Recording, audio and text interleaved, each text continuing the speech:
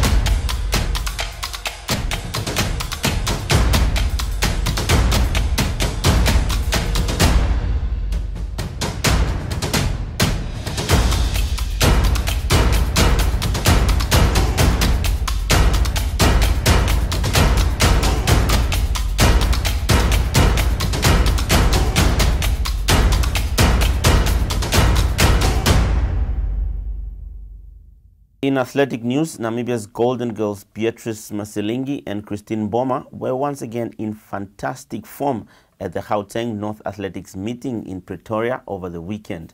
Here's John Colin Amene with the report. Namibia's athletic stars Beatrice Masilingi and Christine Boma were in great form at the Gauteng North Athletics meeting in Pretoria, South Africa over the weekend. Masilingi won heat 3 of the women's 200 meters in 22.28 seconds, which was well within the Olympic qualifying time of 22.80, while it would have been a new national record. But unfortunately, the time didn't count due to a technical error experienced with the electronic timing. Boma won heat 1 in 22.73 seconds, which was also within the Olympic qualifying time.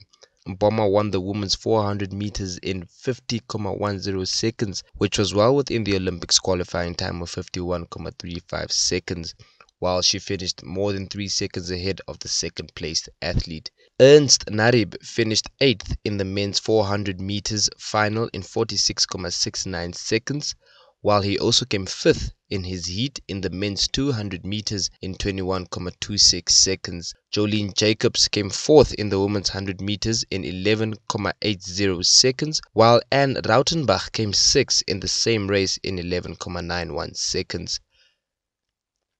Let's take a look at Bomma's victory in the women's 400 meters.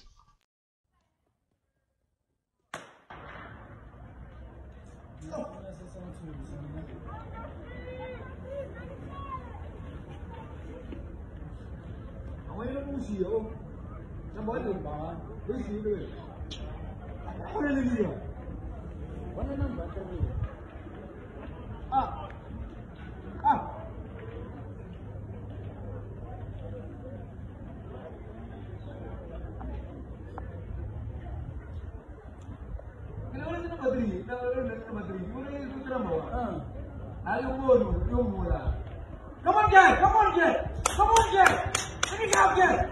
Finish out! Finish out, Jack! Come on! Let's go!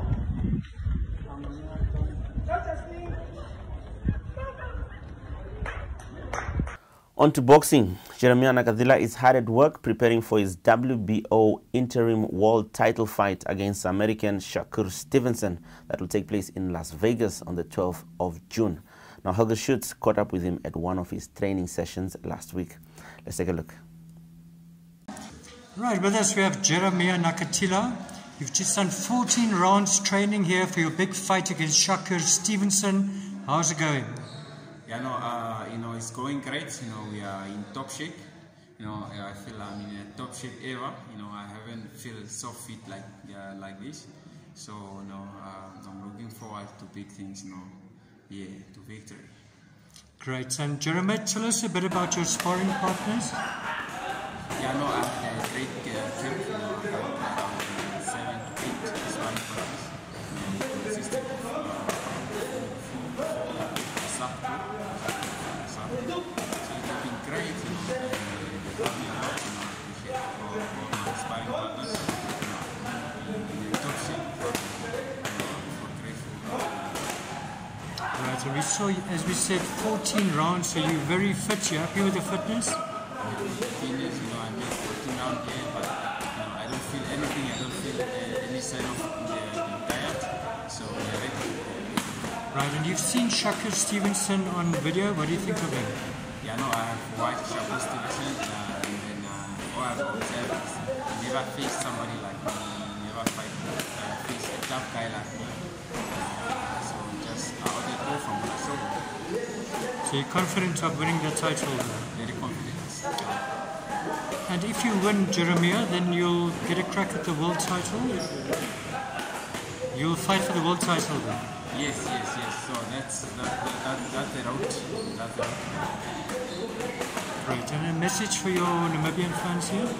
Yeah, to all the fans, to the love of boxing, my followers, they should give the support. All these days I've received positive comments from them.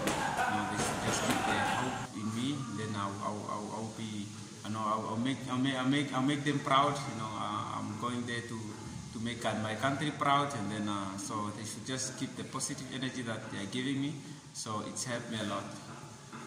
On to cricket. Namibia's national women's cricket team leaves for Rwandan capital Kigali this week to compete in an international tournament. They will be up against 4 other African nations. Now, Helga Schutz spoke to Namibia's captain, Irene Fanzel. Right, with us we have Irene van Sail, captain of Namibia's women's cricket team. You're leaving for Rwanda quite soon. Tell us more about this tournament you're going to compete in. Yeah, thanks, Helga. It's a T20 format tournament with ourselves, Botswana, Nigeria, Rwanda, Uganda, and we got confirmation today that Kenya is also part of it. So everyone is going to play each other once, a round robin. There's going to be a semi-final and a final on the 12th of June. Right, now you've been training quite a lot this year. How do you feel and how do you think you can do at the tournament? Yeah, the training, the preparation has gone well. So we're up in high spirits. So obviously, want to get out there and showcase what we've been doing. Obviously, all the preparations went well. So we're excited to just get on the field for a change.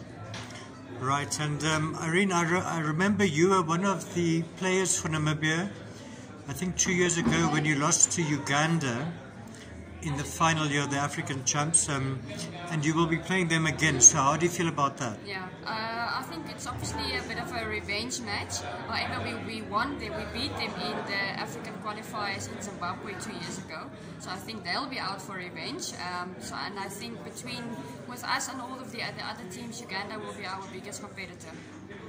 Right, and what do you know of the other teams there? We've played Botswana before, we've played Uganda, Kenya, Nigeria once at the African qualifier 2 years ago. So obviously with COVID you didn't get to play any teams last year. So it's interesting to see how the development went and how the ladies have come back strong. Maybe the teams are a bit stronger than we expect, but yeah, we're going with a full force, not holding back anything. Indoor football, or futsal as it's known, is taking Namibia by storm, with the finals of the inaugural Namibia Futsal League taking place over the weekend. John Kolenamene has more.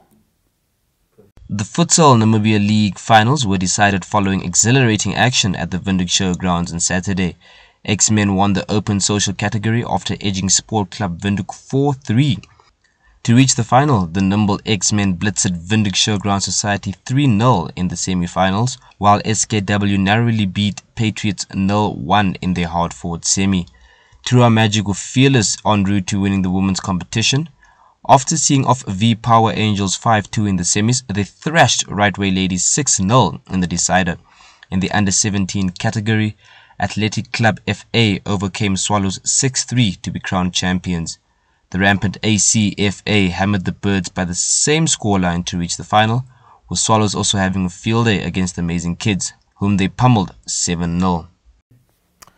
Let's move on to some netball news. The MTC Netball Premier League continued with matches in Ochuarongo on Saturday. Namibia Correctional Service beat Dollar Stars 59-26 to close the gap to log leaders Tigers to just 2 points. There were also wins for Golden Girls, Mighty Gunners, 11 Arrows, as well as Grootfontein.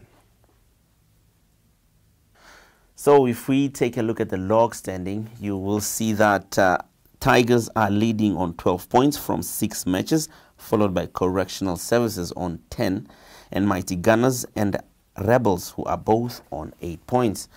Youngsters and Grootfontein are both on 5 points, while Namibian Navy is on 4 points. We normally end our show with a birthday tribute to Namibia's sporting stars, but today we will pay tribute to Marlies Snyman, Namibia's best ever netball player, who died last week.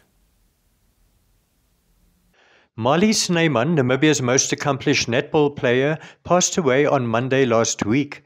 Snyman was born in Keetmanshoop on 21 October 1938 and already made a mark at school in netball, hockey and athletics.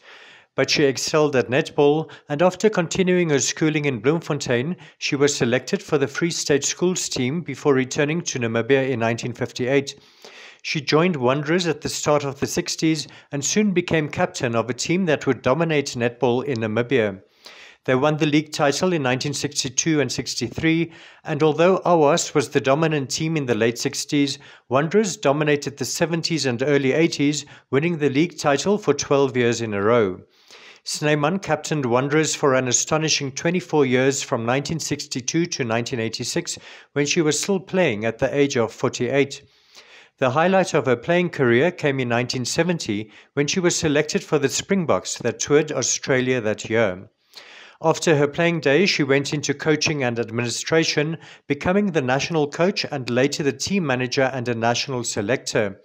She was also the chairperson of the Central Netball Association for 17 years, as well as the president of the Southwest Africa Netball Association from 1986 to 1988.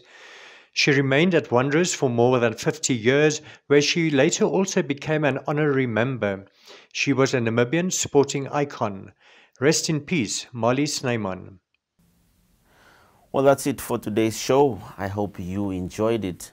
Have a productive week ahead. Don't forget to catch us again next week for another edition of The Arena.